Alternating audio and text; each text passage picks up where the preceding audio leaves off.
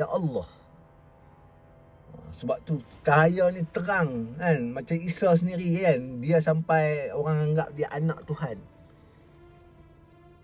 So 6, satu ilmu lagi lock untuk orang-orang yang beriman saja. Kalau tak beriman, anda ahli bait keturunan semua nak buat macam mana kan? Kami hanya menyampaikan kan, isteri Nabi, Abu Lahab semua, Said Syarifah apa semua ni yang mana semua ahli bait.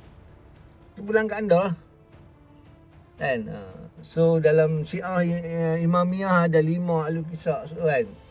Sebab ulama yang menerangkan pasal hadis, pasal ayat Quran ni, sebab mereka pun membaca hadis-hadis ni.